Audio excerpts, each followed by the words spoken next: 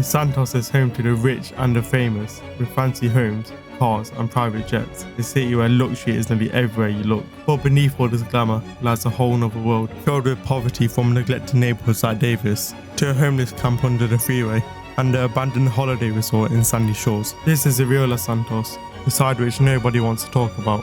So let's look into the hard truth of the poverty and system which has failed so many. First, we have Davis, a neighbourhood on the southern edge of Los Santos, a place known for its high crime rates and gang violence. It's one of the most dangerous and poverty-stricken neighbourhoods in the city. For many who live here, their life is determined by the loyalty to one of the two main gangs, the families or the ballers. In Davis, corners and alleyways are marked with graffiti to mark their territory, letting everyone know who controls the streets. The ballers, with their signature colour purple, control nearly all of Davis, and they are mainly centred around Grove Street.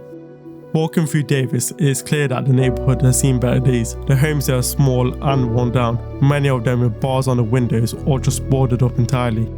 With gang activity all around, it is necessary for those living here.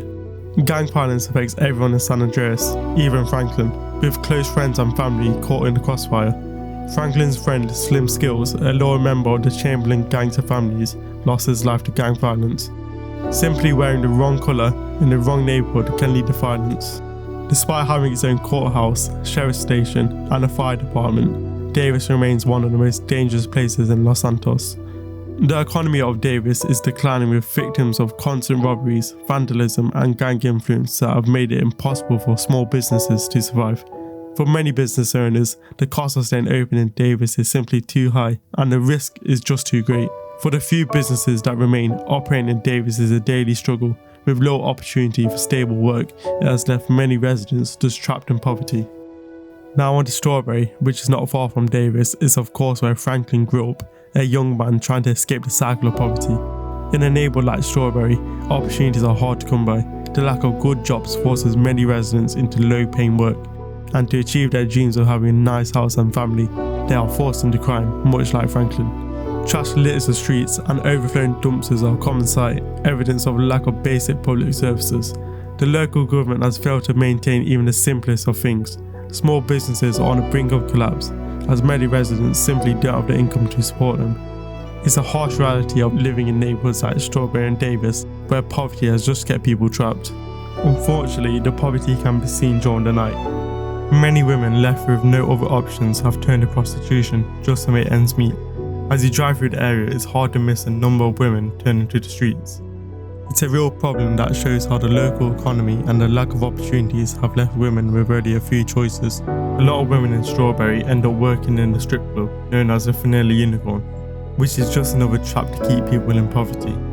You've got men spending what little cash they already have, for just a few moments of pleasure. Unfortunately, many of the women who work there have to, even if they hate it, because for them, there's not much of a choice because of their poverty. Heading up north, we have Sandy Shores, a town hidden away in the arid wastelands of Blaine County. Sandy Shores shows us what happens to a town that gets left behind. Sandy Shores was a holiday resort. Tourists would travel to the Alamo Sea to enjoy the warm climate and views. Now motels will sit empty, the windows are broken, the pools are drained, and the walls are covered in graffiti. The few businesses remaining struggle to survive due to the declining population and incomes. Meth labs and drug dens are common, with addicts roaming the streets. The A's liquor store on the west side of Sandy Shores seems to be a legitimate business, but hidden away upstairs is a meth lab, producing meth to sell to thousands to Los Santos and Blaine County, especially those who live in Sandy Shores. On the eastern side of Sandy Shores, you'll find a collection of run-down trailers and small homes. Many of these were once holiday homes or rental properties for tourists visiting the Alamo Sea. Now they're the last refuge for those who have nowhere else to go. However, the community have the chance to make Sandy Shores great again, as they have all the necessities and infrastructure, such as a medical centre, police station and a runway. In particular, the runway could be Sandy Shores' way of making it out of poverty. It can become a transport hub, attracting small businesses, tourists and even cargo operations. It will make a great link between Los Santos and Blaine County, increasing investment and employment, which will lift many out of poverty.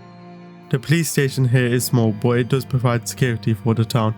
If it got more funding and a stronger police presence, it could actually make a difference in cutting down criminal activity. Despite their current funding, they've even made arrests for graffiti and are hunting down illegal possessions of handguns.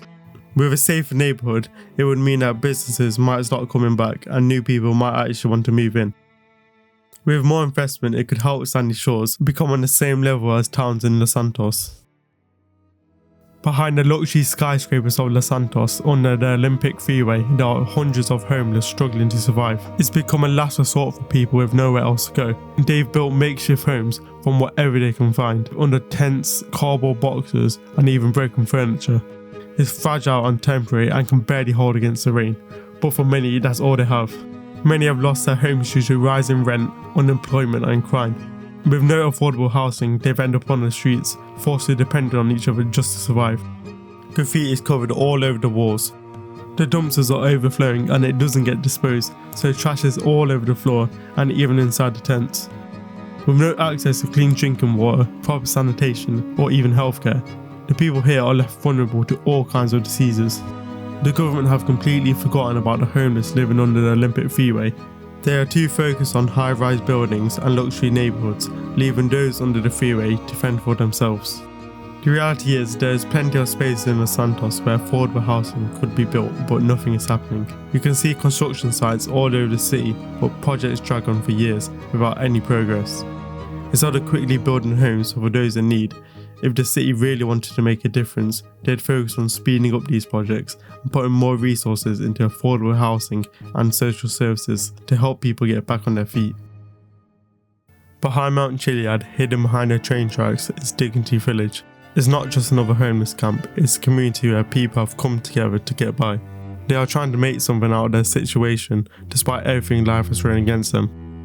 When you look at Dignity Village, it's clear that the conditions are rough, with makeshift shelters and tents, but for a homeless camp, the conditions are somewhat decent, especially when you compare it to the homeless camp under the Olympic Freeway.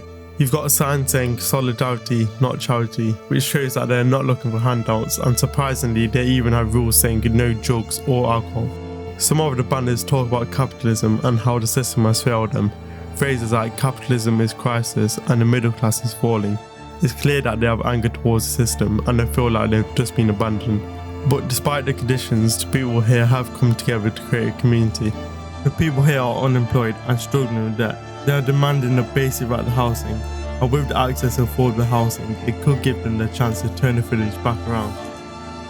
Unfortunately, not every homeless person in Los Santos has a community to be part of, like Dignity Village.